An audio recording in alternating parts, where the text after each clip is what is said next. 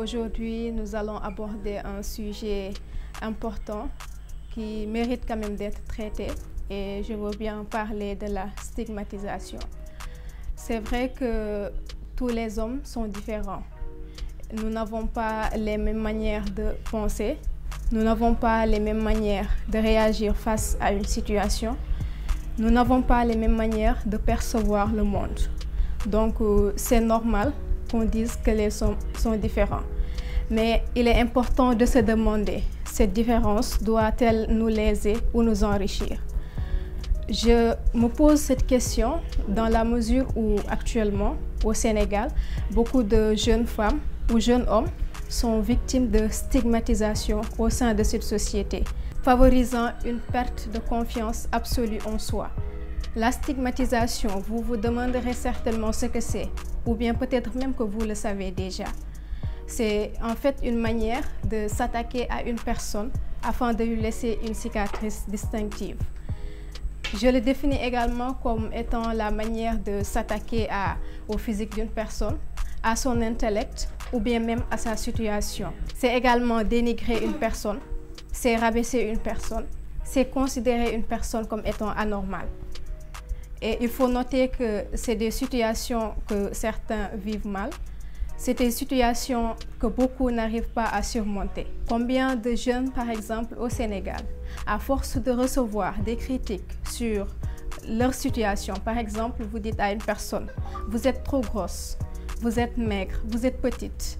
Cette personne, à force de recevoir ces critiques, se sent dévalorisée, se sent perturbés, se sont détruits et des sentiments d'infériorité, des sentiments d'anxiété, de stress, des sentiments d'isolement animent cette personne, lui poussant à s'adonner à des pratiques ou activités pouvant à la limite même causer sa mort. Combien de jeunes au Sénégal, surtout des jeunes filles, à force de recevoir des critiques sur leur physique, aujourd'hui prennent des produits pour corriger chez elles ce que les autres jugent anormal. Et c'est des situations qui conduisent à des cas de suicide, à des cas de maladies graves.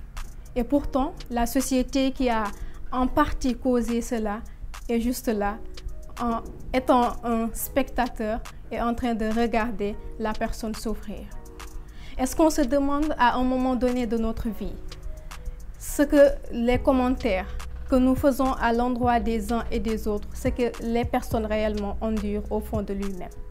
Est-ce la responsabilité de la personne qui est allée acheter cela pour corriger un défaut que les autres jugent anormal?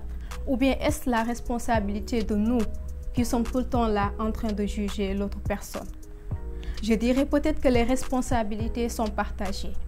Mais ceux qui sont dans la peau de critiquer, ceux qui sont dans la peau de dénigrer, ceux qui sont dans la peau de considérer l'autre comme étant anormal, doivent à un moment donné prendre du recul, se demander réellement, et si c'était moi? Et si j'étais à sa place, qu'adviendrait-il de ma situation? Nous devons, en tant qu'êtres humains, cultiver des valeurs qui permettront aux uns et aux autres de vivre en harmonie dans cette société. Vivre en harmonie suppose réellement de se supporter mutuellement, de reconnaître la différence chez l'autre et de l'accepter. Cette différence, comme je l'ai dit tout à l'heure, ne doit en aucun moment nous léser, mais elle doit bien sûr nous enrichir.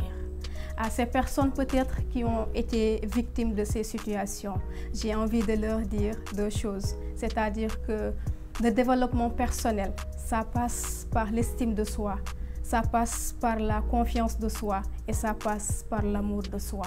Quel que soit ce que l'autre me dira, je resterai moi-même.